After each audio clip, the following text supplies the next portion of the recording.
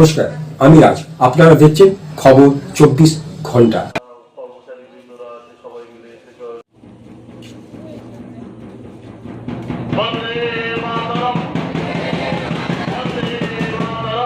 পান্ডুয়া পঞ্চায়েত সমিতির সকলে মিলে এবং আমাদের ব্লকের অন্যান্য আধিকারিকরা সহ আমরা আজকে স্বাধীনতা দিবস উদযাপন করলাম।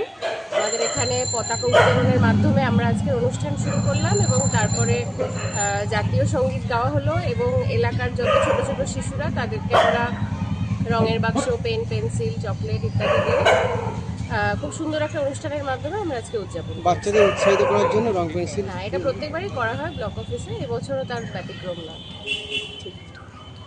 15ই আগস্ট স্বাধীনতা দিবস 79তম। তো ভারতবর্ষের বিভিন্ন সরকারি বেসরকারি প্রতিষ্ঠানে বা বিভিন্ন ক্লাব বা স্কুলে হচ্ছে আজকে তেসরা শ্রেণী রেজিস্ট্রেশন উচ্চ বিদ্যালয় অনুষ্ঠিত হচ্ছে। আপনি স্কুলের প্রধান শিক্ষক, কি বলবেন এ ব্যাপারে? কি বলবো বলতে, এটা তো প্রত্যেক বছরেরই অনুষ্ঠান।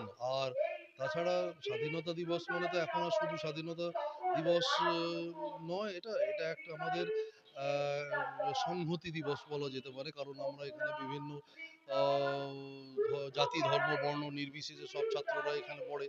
সুতরাং সবাই মিলে একত্রিত হওয়াটা একটা খুব ভালো ব্যাপার।